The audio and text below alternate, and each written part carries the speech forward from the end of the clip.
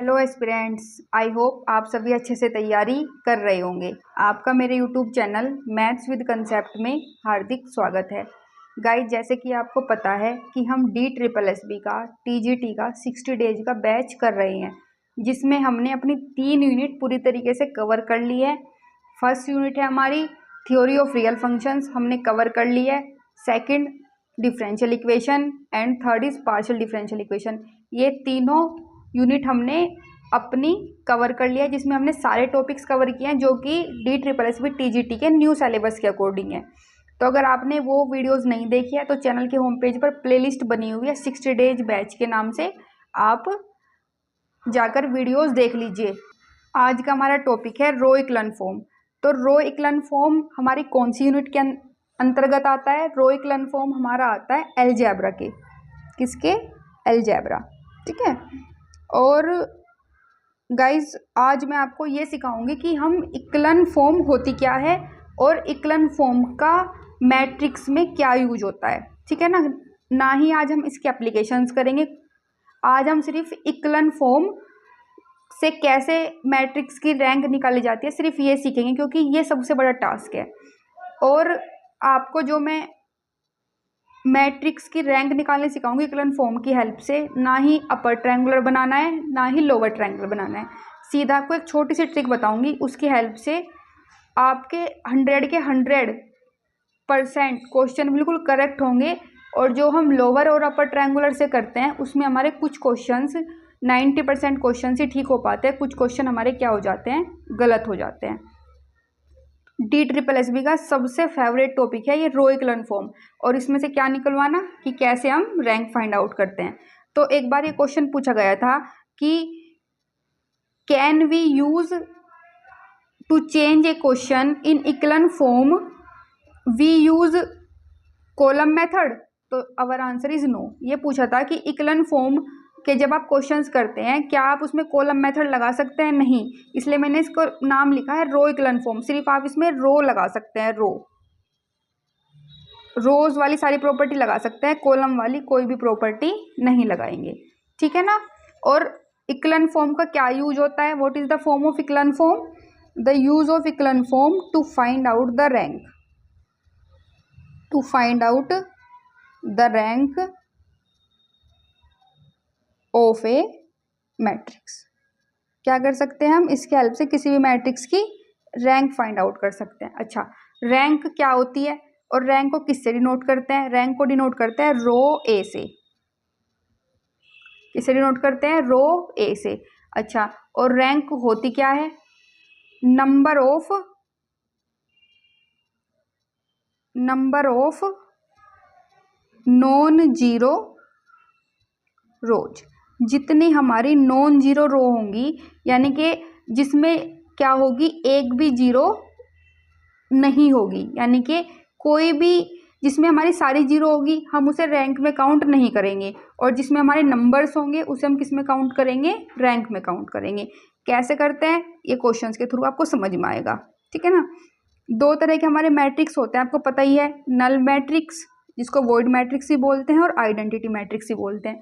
उनकी रैंक हम बिना क्वेश्चन सोल्व करे भी कर सकते हैं। जैसे हम बात करते हैं अपने आइडेंटिटी मैट्रिक्स की। क्या होता है आइडेंटिटी मैट्रिक्स? सबको पता है कि आइडेंटिटी जो हमारा मैट्रिक्स होता है, इसके जो डायगोनल एलिमेंट होता है, कितना होता है डायगोनल एलिमेंट? डायगोनल पे जो हमारा एलिमेंट होता है वो 1 होता है, और जो हमारे अदर एलिमेंट बचते हैं, अदर एलिमेंट जो हमारे मैट्रिक्स के होते हैं वो कितने होते हैं? 0 होते हैं। जैसे मैं एक बनाती हूँ I2, तो डायगोनल ये 1 1 और एलिमेंट 0।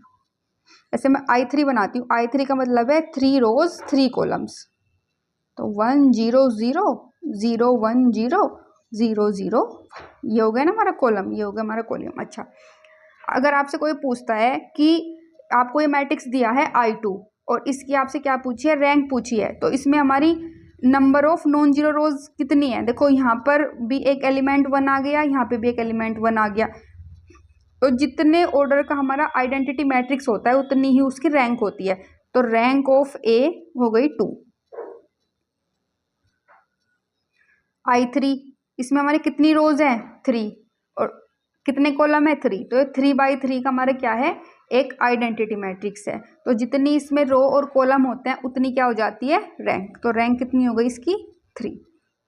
ठीक है ना। अब चेक करना है हमें वॉइड मैट्रिक्स या फिर नल मैट्रिक्स। क्या होता है वॉइड मैट्रिक्स और हमारा नल मैट्रिक्स। अच्छा, वॉइड मैट्रिक्स को किससे डिनोट करते हैं बड़ी सी ओ से। किससे डिनोट करते हैं बड़े से ओ से। जैसे ये हो गया 0 0 0 0 0 0, इस तरीके से हो गया। ठीक है ना। देखो इसमें एक भी नंबर नहीं है, सारी की सारी क्या है 0 है, तो इसकी रैंक कितनी हो गई 0। रैंक ऑफ ए, इस मैट्रिक्स का नाम दे, इस मैट्रिक्स को भी मैंने ए नाम दिया है, इसको भी ए, इसका भी नाम है। तो रैंक ऑफ ए कितनी हो गई 0। ठीक है ना। ऐसे कोई और मैट्रिक्स लिखते हैं, ए डैश लिख लो, है ना। ये 0 0 0 0 0 0 0 0 0। देखो नल मैट्रिक्स में, वॉइड मैट्रिक्स में सारे एलिमेंट क्या होते हैं हमारे 0 होते हैं। क्या होते हैं 0। इसमें एक भी नंबर किसी भी रो में नहीं है, इसलिए इसकी भी रैंक कितनी हो गई 0। तो आपको समझ में आया कि जो आइडेंटिटी मैट्रिक्स होते हैं, जितने ऑर्डर का हमारा आइडेंटिटी मैट्रिक्स होता है उसकी रैंक उतनी ही हो जाती है। और जो हमारा वॉइड या नल मैट्रिक्स होता है, क्या होता है वॉइड और नल मैट्रिक्स, उसमें उसकी हमेशा जो रैंक होती है कितनी होती है रैंक 0 होती है। तो ये तो हमारा डायरेक्ट क्वेश्चन हो गए। और हमें एक बात और समझ में आई कि जो इक्लन फॉर्म होती है उसमें सिर्फ हम ऑपरेशन कौन से लगाते हैं, रो ऑपरेशन लगाते हैं। कौन सा ऑपरेशन लगाते हैं, रो ऑपरेशन लगाते हैं, कभी भी कॉलम ऑपरेशन नहीं लगाते। कौन सा ऑपरेशन नहीं लगाते, कॉलम ऑपरेशन नहीं लगाते। अच्छा, रैंक ऑफ ए क्या होती है, रैंक क्या होती है नंबर ऑफ नॉन जीरो रो। वे सारी रोज जिसमें क्या होता है नंबर्स होते हैं, जीरोज नहीं होती, उन वे सब नंबर्स किस में इंक्लूड होते हैं रैंक में। किस में इंक्लूड होते हैं रैंक में। ठीक है। और इक्लन फॉर्म का यूज कहाँ होता है, किसी भी मैट्रिक्स की रैंक निकालने में, किसी भी मैट्रिक्स की रैंक निकालने में। ठीक है। अब आपको मैंने बोला था वीडियो के स्टार्ट में कि ना तो हम अपर ट्रायंगल में चेंज करेंगे ना ही हम लोअर ट्रायंगल में चेंज करेंगे। हम सिर्फ क्वेश्चन को क्या करेंगे, एक ट्रिक लगाएंगे और उसी की हेल्प से सारे क्वेश्चंस करेंगे। वो ट्रिक क्या होती है, आपको क्या करना है, जहां पर भी आपको लेफ्ट से देखना है, किससे देखना है लेफ्ट से देखना है, और कहाँ से देखना है डाउनवर्ड से देखना है। लेफ्ट से देखना है और कहाँ से देखना है डाउनवर्ड से, नीचे से देखना है। डाउनवर्ड से देखना है और लेफ्ट से देखना है। तो जहां पर भी आपके पास एक 0 होगी, क्या होगी 0, उस 0 के चारों तरफ नंबर बन जाएगा। क्या बन जाएगा 0 के चारों तरफ नंबर बन जाएगा। तब आप समझ जाना कि ये हमारा क्वेश्चन किस में चेंज हो चुका है, इक्लन फॉर्म में। किस में चेंज हो चुका है, इक्लन फॉर्म में। ठीक है। और वहीं पर आपको क्या कर देना है, क्वेश्चन को सोल्व करना बंद कर देना है। ठीक है। कुछ बच्चे ऐसा करते हैं कि सारे के सारे नंबर्स को 0 बना देते हैं। आपको इस ट्रिक की हेल्प से ये पता चलेगा कि मुझे कहाँ तक नंबर्स को 0 बनाना है, कहाँ जाकर नंबर्स खत्म हो गए। ठीक है ना, वरना तो आप सारे नंबर्स को 0 बना देंगे। ठीक है ना। तो आपको क्या करना है, आपको एक ऐसी 0 बनानी है जिसके चारों तरफ क्या आएंगे नंबर्स आएंगे। तो जहां पर भी आपकी ऐसी 0 बन जाएगी जिसके चारों तरफ क्या हो जाएंगे नंबर हो जाएंगे, तो उसी को आप बोलेंगे इक्लन फॉर्म। क्या बोलेंगे बेटा, इक्लन फॉर्म बोलेंगे। ठीक है ना। और वहीं पर आपको क्या कर देना है, क्वेश्चन को सोल्व करना बंद कर देना है और आपको क्या मिल जाएगी, रैंक मिल जाएगी। क्या मिल जाएगी, रैंक। अब ये 0 के चारों तरफ नंबर कैसे बनते हैं, डाउनवर्ड से और लेफ्ट से कैसे देखते हैं, और इक्लन फॉर्म में कैसे कन्वर्ट किया जाता है। अब आपको ध्यान से समझना है, पूरा अपना 100% आगे की 10 मिनट्स पर देना है, क्योंकि अगर आपने एक बार ये अच्छे से समझ लिया तो आप कभी नहीं भूलेंगे। अब देखो ये मैट्रिक्स है और आपको इसे इक्लन फॉर्म में कन्वर्ट करना है और उसकी क्या फाइंड आउट करनी है, रैंक फाइंड आउट करनी है। ठीक है, तो इसको किस में कन्वर्ट करना है, इक्विवेलेंट फॉर्म में कन्वर्ट करना है और फिर क्या करनी है, रैंक फाइंड आउट करनी है। तो आपको देखो क्या करना है, सबसे पहले आप स्टेप वाइज देखेंगे, ये नंबर जो ऊपर लिखा हुआ सबसे पहला हमारा नंबर लेफ्ट में लिखा हुआ है, इसके नीचे जितने भी नंबर्स हैं उनको किस में कन्वर्ट करना है, जीरो में। सिर्फ जो हमारा लेफ्ट वाला नंबर होगा सबसे ऊपर वाला, उसके नीचे वाले सारे नंबर्स को किस में कन्वर्ट करना है, जीरो में। ये नीचे वाला नंबर हमारा पहले से जीरो में है तो इससे ऊपर वाले को कन्वर्ट करेंगे। तो इसे हमें जीरो बनाना है। तो जीरो कैसे बनेगा, ऑपरेशन लगाइए, ऑपरेशन क्या लगेगा, R2 equal to R2 minus 2R1, है ना, क्योंकि 2 1 जा 2 और 2 माइनस 2 क्या हो जाएगा, जीरो। तो ये ऑपरेशन लगाइए, सबसे पहले इन दो को जीरो बनाना है। जो हमारा ऊपर का नंबर है उसके नीचे जितने भी नंबर्स होंगे उनको क्या बनाना है, जीरो बनाना है। तो ये हुआ मेरा 1 2 3, 2 माइनस 2 0। अभी ऑपरेशन तो पूरी लाइन में लगता है, तो R2 कितना है, 1 माइनस 2 2 ज़ा 4, तो 1 माइनस 4 माइनस के 3, 0 माइनस 3 2 ज़ा 6, ये हो गया माइनस के 6, ये हो गया 0 1 2। देखो अब हम हर स्टेप में ये चेक करते जाएंगे कि क्या कोई लेफ्ट से और नीचे से ऐसी कोई जीरो है जिसके चारों तरफ नंबर है, जीरो नंबर। देखो ध्यान से देखो, लेफ्ट से देखना है और नीचे देखना है। तो लेफ्ट में चले और नीचे देखा, ये वाली जीरो चेक करनी थी इसका मतलब। तो इस वाली जीरो के इधर नंबर लेकिन इधर नंबर नहीं है, तो इसका मतलब इस क्वेश्चन को मुझे आगे सोल्व करना है। इसे आगे सोल्व करने के लिए देखो, जब भी आप रैंक का क्वेश्चन करेंगे आप किसी भी रो को किसी भी नंबर से डिवाइड कर सकते हैं, मल्टीप्लाई कर सकते हैं, उससे कोई रैंक पर फर्क नहीं पड़ता और ना ही इक्विवेलेंट फॉर्म पर फर्क पड़ता है। तो क्या इसे मैं 3 से डिवाइड कर सकती हूँ, R2 को किससे डिवाइड करा, माइनस के 1/3 R2, यानी कि माइनस 1/3 से इसे क्या कर दूंगी, R2 को डिवाइड कर दूंगी। तो ये बना 1 2 3 0 1 और 2/0 1 और 2। देखो वो मैंने आपको पहले बता दिया है कि ये वाली जीरो है, इसके चारों तरफ क्या नहीं है, नंबर नहीं है। तो क्वेश्चन सोल्व करना पड़ेगा आगे। तो क्वेश्चन सोल्व करने के लिए इससे अगले वाला जो नंबर है उसको जीरो बनाएंगे। देखो इसको जीरो बनाने के लिए अगर मैं R3 में से R2 माइनस कर दूं तो 1 माइनस 1 0, 2 माइनस 2 0, तो R3 equal to R3 minus R2। तो ये बना मेरा, क्या बना, 1 2 3 0 1 2 0 0 0। ठीक है, अब चेक करते हैं क्या कोई ऐसी जीरो है जिसके चारों तरफ नंबर है। नीचे से देखेंगे और लेफ्ट से देखेंगे। देखो ये तो सारी की सारी हमारी जीरोज है, सारी की सारी क्या है, हमारी जीरो। तो अब जब सारी की सारी जीरो होती है उस लाइन को हम छोड़ देते हैं, उससे ऊपर वाली लाइन में चलिए और लेफ्ट से देखिए। तो देखो ये वाली जो जीरो है, देखो कैसे चेक करते हैं, जीरो नंबर। अब इसमें तो सारी जीरोज हैं तो इसे तो छोड़ देंगे। अब ये देखना है कि क्वेश्चन को क्या आगे सोल्व करना है, तो लेफ्ट से देखेंगे और नीचे वाले जीरो देखेंगे। तो इसको छोड़ दिया, इसको देखो जीरो, इसके यहाँ पर नंबर, यहाँ पर नंबर, यहाँ पर नंबर। तो देखो बन गया ना, जीरो के नंबर और नंबर बना ना। तो यानी कि ये क्या है, हमारी इक्विवेलेंट फॉर्म है। ये क्या है, इक्विवेलेंट फॉर्म है, विच इज इक्विवेलेंट फॉर्म। क्या है क्वेश्चन की इक्विवेलेंट फॉर्म। और देखो इस क्वेश्चन में आपका अपर ट्रायंगुलर और लोअर ट्रायंगुलर वाला मेथड फेल हो गया, क्योंकि देखो अगर आपको इसमें अपर ट्रायंगुलर या लोअर ट्रायंगुलर बनाना है तो आपको इस एलिमेंट को क्या करना पड़ेगा, जीरो बनाना पड़ेगा, वो तो बनानी है। तो हम सीधा किससे चेक करते हैं, इस वाली एक ट्रिक से, कि जीरो के चारों तरफ क्या होने चाहिए, नंबर होने चाहिए। ये आपका कभी फेल नहीं होगा। अब number of non zero rose count करनी है, तो उससे मुझे पता चल जाएगा कि इसकी रैंक कितनी है। रो ए का मतलब क्या है, रैंक ऑफ ए, यानी कि हमारे मैट्रिक्स की रैंक कितनी है। और रैंक ऑफ ए क्या होती है, number of non zero row.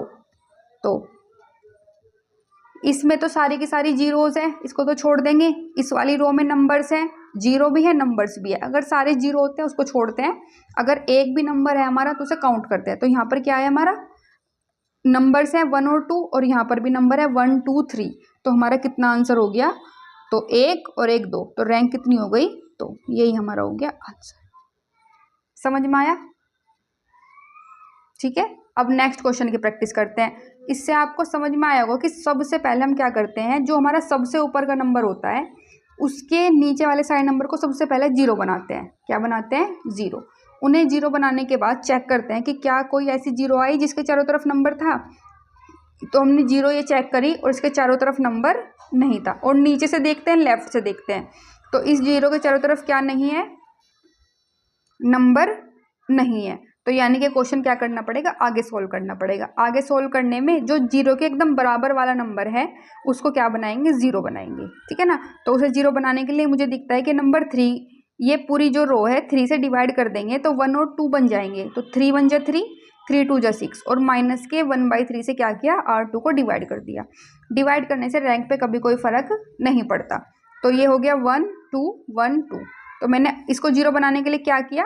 R3 में से R2 माइनस कर दिया, तो 1 - 1 0, 2 - 2 0, तो सारे एलिमेंट्स क्या हो गए? जीरो। इक्वलन फॉर्म क्या होती है? नंबर ऑफ नॉन जीरो रोज, और जब जीरो के चारों तरफ क्या हो जाए? नंबर हो जाए। इसमें सारे नंबर्स जीरो थे, इसको छोड़ देंगे, इससे ऊपर वाली जीरो वाले नंबर पर चलेंगे, तो इस जीरो के चारों तरफ क्या है? नंबर है। तो ये हमारी क्या हो गई? इक्वलन फॉर्म। तो इसकी रैंक कितनी हो गई? हमारी 2 हो गई। कितनी हो गई? रैंक 2। अब नेक्स्ट क्वेश्चन की प्रैक्टिस करते हैं। तो हमें मैट्रिक्स दिया है जिसके सारे के सारे एलिमेंट क्या है? 1 1 है ना? और हमें इसकी क्या फाइंड आउट करनी है? रैंक फाइंड आउट करनी है। तो सबसे पहले क्या करना है? हमें सबसे ऊपर वाला एलिमेंट देखना है। तो सबसे ऊपर वाला एलिमेंट मेरा ये है, इसके सारे एलिमेंट्स को क्या बनाऊंगी? इसके नीचे वाले सारों को क्या बनाऊंगी? इन सब को क्या बनाऊंगी? जीरो बनाऊंगी। तो इन सब को जीरो बनाने के लिए क्या कर दूंगी? R2 में से R1 घटा दूंगी, क्योंकि 1 - 1 0। R3 में से भी R1 घटा दूंगी, और R4 में से भी R1 घटा दूंगी। ठीक है, तो देखो R2 = R2 - R1, R3 = R3 - R1, and R4 = R4 - R। अब देखो 1 1 1 1, अब ये 1 - 1 0, 1 - 1 0, 1 - 1 0 0। इसी तरीके से सारे एलिमेंट जीरो हो जाएंगे। 0 0 0 0 0 0 0 0। अब इस क्वेश्चन को ध्यान से देखना। इस क्वेश्चन में आप ये कहेंगे कि मैम इसमें कोई भी जीरो, क्योंकि आपने बोला था कि जिसमें सारी जीरो बन जाती है उसको छोड़ देते हैं, इसको भी मतलब इस में नहीं देखेंगे कि क्या जीरो के चारों तरफ नंबर है, इसमें भी नहीं देखेंगे क्योंकि सारे एलिमेंट जीरो है, इसमें भी सारे एलिमेंट जीरो, इसको भी नहीं देखेंगे। अब इसको देखेंगे तो इसके ऊपर तो कोई नंबर ही नहीं बचा, और ना ही हम इसमें कोई क्या लगा सकते हैं? ऑपरेशन लगा सकते हैं। यानी कि ये क्वेश्चन हमारा क्या हो गया? किस में कन्वर्ट हो गया? इक्वलन फॉर्म में कन्वर्ट हो गया। देखो इसमें कहीं भी ट्रायंगल नहीं बना, नहीं बनाना ट्रायंगल, तो ये ट्रायंगल वाला मेथड हमारा क्या हो जाता है? फेल हो जाता है। ठीक है, तो इसमें कोई भी जीरो ऐसी नहीं बची जिसे हम चेक करें। जैसे इस क्वेश्चन में यहाँ पे ये वाली जीरो थी, ये वाली जीरो थी जिसको हम चेक कर देते, क्योंकि इसके साथ के एलिमेंट, ये सारे एलिमेंट जीरो नहीं थे। तो इसमें तो सारे जीरो हैं, सारे जीरो हैं, सारे जीरो हैं, तो इनको तो छोड़ेंगे, इससे ऊपर वाले में चलेंगे। अब इससे ऊपर वाले में ऊपर कोई नंबर ही नहीं बचा, क्योंकि हमें 2 रो चाहिए होती है ना जीरो चेक करने के लिए। तो इसका मतलब ये क्या है? हमारी इक्वलन फॉर्म है, विच इज ए इक्वलन फॉर्म। क्या है? हमारी इक्वलन फॉर्म है। अच्छा, ये हमारी क्या है? इक्वलन फॉर्म है। तो इक्वलन फॉर्म ये हो गई हमारी रैंक। रैंक क्या होती है हमारी? Number of non zero row, number of non zero row. अच्छा, नॉन जीरो रो कितनी है? इसमें सारी जीरो, इसको काउंट नहीं करेंगे, इसमें सारी जीरो, इसको काउंट नहीं करेंगे, इसमें सारी जीरो, इसको काउंट नहीं करेंगे। सिर्फ ये है जिसमें हमारी नॉन जीरो है, जीरो नहीं है। तो इसकी रैंक कितनी हो गई? 1। यही हमारा हो गया आंसर। ठीक है, अब और क्वेश्चंस की प्रैक्टिस करते हैं। देखो अब ये क्वेश्चन है, इसमें हमारे जो एलिमेंट है मैट्रिक्स के 1 2 3 4 2 4 6 8 3 6 9 और 12। अब आपको क्या करना है? ध्यान से देखेंगे क्वेश्चन को। इस 1 के नीचे वाले जो दोनों नंबर्स हैं इनको क्या बनाएंगे? जीरो बनाएंगे। क्या बनाएंगे? जीरो बनाएंगे। ठीक है, तो इनको जीरो बनाने के लिए क्या करेंगे? R2 = R2 - 2R1 कर दूं, क्योंकि 2 - 2 0। इसी तरह R3 = R3 - 3R1 कर दूं, तो 3 - 3 0। R3 = R3 - 3R1। ठीक है गाइज, जो बच्चे सोसाइटी में खेलते रहते हैं बहुत शोर करते हैं, ठीक है ना, तो आप थोड़ा सा एडजस्ट कर लीजिए। 1 2 3 एंड 4, R2 माइनस 2R1 यानी कि 2 और 2 1 जा 2, तो 2 माइनस 2 0। ऐसे ही 4 और 2 की मल्टीप्लाई करेंगे, 2 2 जा 4, ये भी 0, 4 माइनस 4 0। इसी तरह 6 और 3 2 जा 6, 6 माइनस 6 0, 8 4 2 जा 8, 8 माइनस 8 0, 3 3 1 जा 3, 3 माइनस 3 0, क्योंकि ऊपर R1 में किसकी मल्टीप्लाई करनी है, 3 की करनी है, तो 3 1 जा 3, 3 2 जा 6, 3 3 जा 9, 3 4 जा 12, तो 6 माइनस 6 0, 9 माइनस 9 0, 12 माइनस 12 0, तो ये भी 0, ये भी 0, ये भी 0। अब देखो ये हमारा पहले वाला ही केस बन गया कि क्योंकि इसमें हमारा कोई भी नंबर नहीं है तो इसको चेक नहीं करेंगे, इसको चेक नहीं करेंगे। इसमें हमारा ऊपर नंबर क्या है नंबर 1, हमारी सिर्फ ये एक रो बची और इस रो के ऊपर क्या नहीं है नंबर, तो यानी कि 0 के ऊपर नंबर वाला क्या नहीं होगा, इसमें चेक नहीं होगा। और ये क्वेश्चन ऑलरेडी किस फॉर्म में है हमारा, इक्लन फॉर्म में। किस में है, इक्लन फॉर्म में, क्योंकि इक्लन फॉर्म चेक करने के लिए हमें सारी जीरोज वाली रो को क्या होता है, छोड़ना होता है, उससे अलग जो रो होती है उसमें चेक करते हैं, और नीचे से चेक करते हैं, लेफ्ट से चेक करते हैं। तो इसमें तो ऐसी कोई जीरो बनी नहीं, तो इसमें चेक नहीं करेंगे, यानी कि क्वेश्चन ऑलरेडी किस में है, इक्लन फॉर्म में। तो ये क्या है हमारी, विच इज इक्लन फॉर्म। कौन सी फॉर्म है, इक्लन फॉर्म। और इक्लन फॉर्म से हम क्या फाइंड आउट करते हैं, रैंक। तो रैंक ऑफ ए क्या होती है, number of non zero row. तो number of non zero row कितनी है,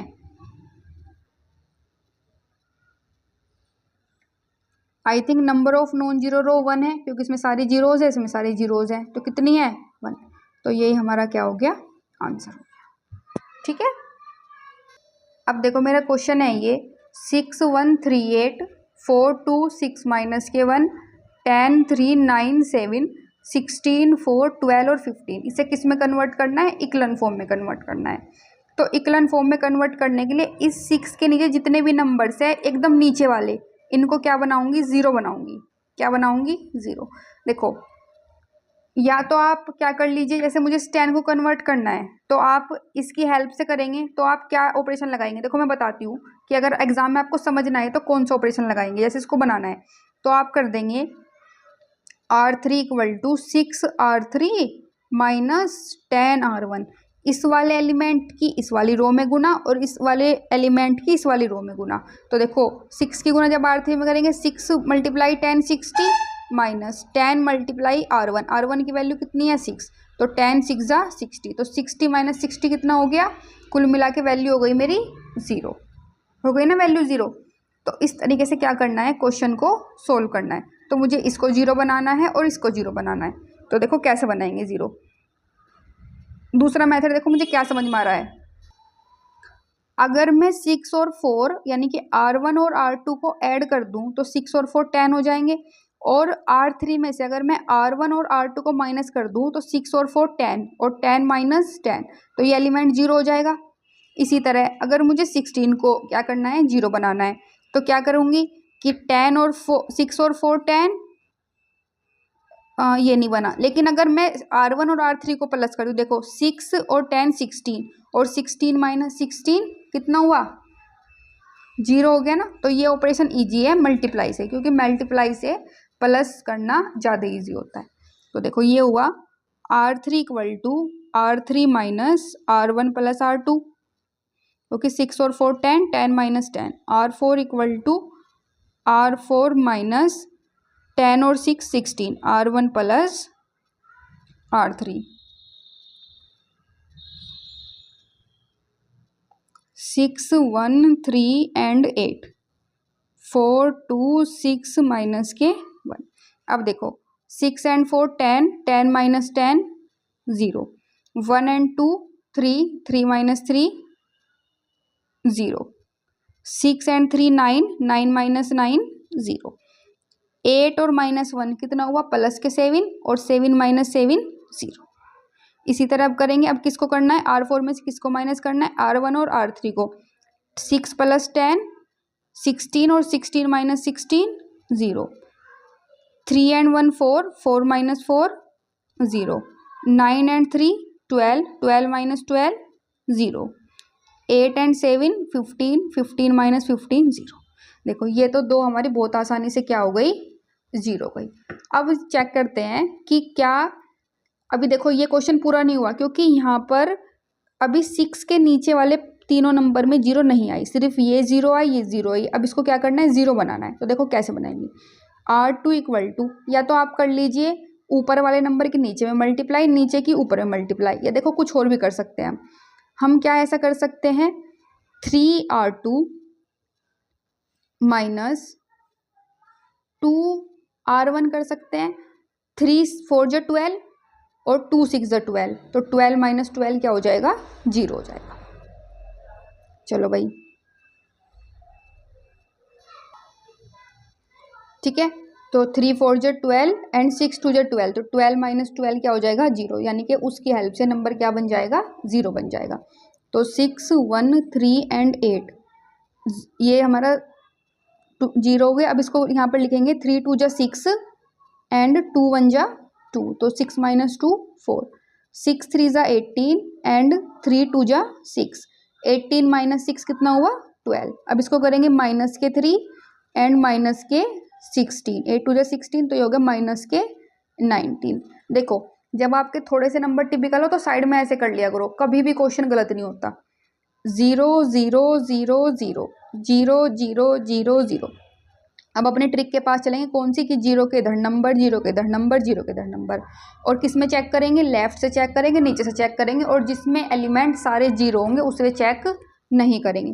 तो यहाँ पे जीरो है, इसमें चेक नहीं करेंगे, इसमें सारी जीरो है, इसमें चेक नहीं करेंगे। इससे ऊपर चलेंगे, ये जीरो है और इस जीरो के चारों तरफ क्या है भाई, ये नंबर, ये नंबर, ये नंबर, जीरो के चारों तरफ क्या है, हमारा नंबर हो गया। यानी कि क्या बन गई हमारी, इक्लन फॉर्म बन गई। क्या बन गई, इक्लन फॉर्म बन गई, विच इज ए इक्लन फॉर्म। क्या है हमारी इक्लन फॉर्म। तो रैंक ऑफ ए क्या होती है, number of non zero row. तो number of non zero row, तो number of non zero row कितनी है, इसमें सारी जीरोज है, इसमें सारी जीरोज है, लेकिन इसमें और इसमें जीरोज नहीं है, इसमें और इसमें क्या नहीं है, जीरोज नहीं है। तो इसमें नंबर्स हैं, एक रो हमारी नंबर्स वाली है, दूसरी रो हमारी नंबर्स वाली है। तो कितनी रो हुई जिसमें नंबर्स है, 2 रो, तो इसकी रैंक हो गई 2। गाइस जब मैं पहले रैंक के और इक्लन फॉर्म के क्वेश्चंस करती थी, मेरे कभी भी आंसर ठीक नहीं आता था, ठीक है। फिर मेरे जो सर हैं उन्होंने मुझे ये एक ट्रिक बताई थी कि आप अपर ट्रायंगुलर मैट्रिक्स और लोअर ट्रायंगुलर मैट्रिक्स इन दोनों को छोड़ दीजिए, जब मैं अपने IIT जैम की तैयारी कर रही थी, ठीक है ना। तो उसकी हेल्प से जब मैंने क्वेश्चन किए इस वाले मेथड से, इस वाली ट्रिक से, तो एक भी क्वेश्चन आज तक मेरा उसके बाद से गलत नहीं हुआ, ठीक है ना। तो आपको भी इसी मेथड से करने हैं, आपके सारे क्वेश्चंस ठीक होंगे। अभी हम एक क्वेश्चन की और प्रैक्टिस करेंगे। तो अब हमारा क्वेश्चन है, इसमें है 0 1 -3 -1 1 0 1 1 3 1 0 2 1 1 -2 और 0। इसकी क्या फाइंड आउट करनी, रैंक फाइंड आउट करनी है। अब आप कहेंगे कि जो हमारे क्वेश्चंस होते थे उसमें यहाँ पे हमारा क्या होता था, एक नंबर होता था, और नंबर होना हमारा ज़रूरी है क्योंकि नंबर के नीचे सारे क्या होने चाहिए थे हमारे, बताओ, नंबर के नीचे क्या होनी चाहिए थी, सारी जीरो होनी चाहिए थी। लेकिन इसमें तो क्या हो रहा है कि जो हमारा पहला ही एलिमेंट है वो ज़ीरो है। तब हम देखो, मैंने आपको ये बोला था कि आप रैंक या इक्लन फॉर्म के क्वेश्चन करते हुए किसी भी नंबर से डिवाइड कर दीजिए, मल्टीप्लाई कर दीजिए, कोई फ़र्क नहीं पड़ता। इसी तरह अगर आप R1 को R2 में चेंज कर देंगे तो भी क्वेश्चन की रैंक पर और इक्लन फॉर्म पर कोई भी फ़र्क नहीं पड़ेगा। तो क्या करेंगे, R1 को मैंने कन्वर्ट कर दिया या इंटरचेंज कर दिया किससे, R2 से। तो R1 की जगह पर R2 जाएगा, वो R2 की जगह पे R1 आएगा। 1 0 1 1, ठीक है। इसको ऊपर कर देंगे, इसको नीचे, 0 1 -3 -1 3 1 0 2 1 1 -2 एंड 0। अच्छा, अब क्या करेंगे, इसको 0 बनाएंगे और इसको 0 बनाएंगे। इसको कैसे 0 बनाएंगे आप करेंगे R3 equal to R3 -3 R1 कर देंगे, क्योंकि 3 -3 0, और इसको 0 कैसे बनाएंगे, R4 equal to R4 minus R1। ठीक है, अच्छा चलो भाई हो गया ये तो हमारा, ये बना 1 0 1 1 0 1 माइनस 3 माइनस के 1। अब R3 3 और 3 1 जा 3, तो 3 माइनस 3 0। अब करेंगे इसको 1, 3 की मल्टीप्लाई 0 में 0, तो 1 माइनस 3 0। 0 की मल्टीप्लाई माइनस के 3 में करेंगे तो माइनस के 3। 2 माइनस करेंगे 3 तो कितना हुआ, माइनस के 1 हुआ ना।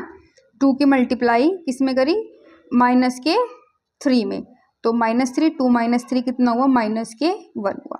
अब नेक्स्ट क्या करेंगे, R4 में से R1 को माइनस करेंगे, तो 1 माइनस 1 0, 1 माइनस 0 1, माइनस 2 माइनस 1 कितना हुआ, माइनस के 3 हुआ, और 0 माइनस के 1 कितना हुआ, माइनस के 1 हुआ। देखो अभी नीचे से देखेंगे और लेफ्ट से देखेंगे, क्योंकि सारे एलिमेंट 0 तो किसी में भी नहीं आए, तो यानी कि इसको देखेंगे क्या इस 0 के चारों तरफ नंबर है, नहीं, यहाँ पर 0 है, यहाँ पर 0 है, यहाँ पर एलिमेंट है, तो चारों तरफ नंबर नहीं आए, यानी कि इक्विवेलेंट फॉर्म नहीं है। आगे क्वेश्चन सोल्व करेंगे। आगे क्वेश्चन सोल्व करने के लिए मैंने क्या बताया था, उसके जस्ट बराबर वाले नंबर को क्या बनाएंगे, 0। देखो इसको 0 बनाने के लिए या आप क्या करेंगे, इसमें से इसको माइनस कर दो, R4 equal to R4 minus R3 कर सकते हैं ना, तो बस वही करिए।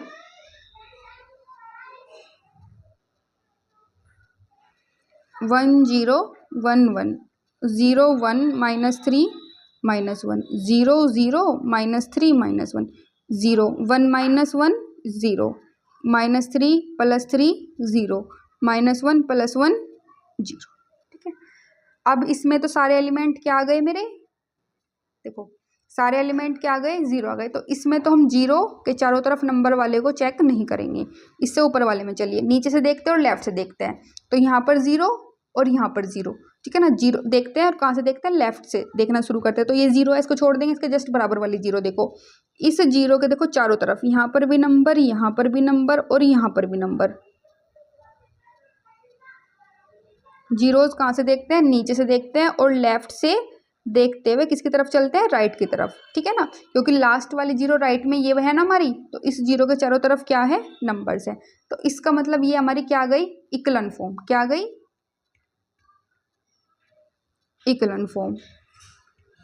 इक्विवेलेंट फॉर्म से क्या निकालते हैं, रैंक निकालते हैं। तो number of non zero row कितनी हो गई हमारी, रैंक ऑफ ए, यानी कि number of non zero row. तो number of non zero row कितनी है, इसमें तो सारी 0 है, इसको तो काउंट नहीं करेंगे, इसमें नंबर्स हैं, इसमें नंबर्स हैं और इसमें नंबर्स हैं। तो कुल कितने नंबर्स वाली लाइन हुई हमारी, 1 2 3, तो यानी कि इसकी रैंक हो गई 3। यही हमारा हो गया आंसर। ठीक है गाइज, आज सिर्फ हमने रैंक निकालनी सीखे कि किसी भी मैट्रिक्स की रैंक हम कैसे फाइंड आउट कर सकते हैं, क्योंकि एग्जामिनर और DSSB में सबसे ज़्यादा क्वेश्चन मैट्रिक्स में पूछे जाते हैं। तो ये पूछे जाते हैं कि कौन सी फॉर्म हमारी इक्विवेलेंट फॉर्म है और रैंक कितनी है, और रैंक के ऊपर ही आपसे क्वेश्चन पूछे जाते हैं। कि एक बार तो ये क्वेश्चन पूछा गया था कि इक्विवेलेंट फॉर्म के क्वेश्चन में क्या आप कॉलम मैट्रिक्स लगा सकते हैं, कॉलम ऑपरेशन लगा सकते हैं, तो नहीं, इसका आंसर है सिर्फ रो ऑपरेशन लगता है, कभी भी कॉलम ऑपरेशन नहीं लगता। इक्विवेलेंट फॉर्म से एक नेक्स्ट होता है नॉर्मल फॉर्म। नॉर्मल फॉर्म के क्वेश्चंस जबकि आपके सिलेबस में नहीं दिए गए हैं, लेकिन जब आप क्वेश्चन को नॉर्मल फॉर्म में कन्वर्ट करते हैं, मैं आपको बता देती हूँ, तब आप कॉलम मेथड भी लगा सकते हैं। लेकिन इक्विवेलेंट फॉर्म के लिए आप बिल्कुल, आपके ऊपर पूरी रेस्ट्रिक्शन है कि सिर्फ लगानी है तो रो ऑपरेशन लगानी है। कौन सा ऑपरेशन लगाना है, रो ऑपरेशन। ठीक है ना। और इक्विवेलेंट फॉर्म कैसे निकालते हैं कि हम नीचे से 0 बनानी शुरू करते हैं, सबसे ऊपर वाले एलिमेंट के नीचे वाले सारे एलिमेंट क्या बनाते हैं, इस तरीके से 0 बनाते हैं, और फिर नीचे से देखना शुरू करते हैं कि क्या कोई 0 है जिसके चारों तरफ क्या है, हमारा नंबर है। क्या कोई 0 है जिसके चारों तरफ नंबर है, हाँ।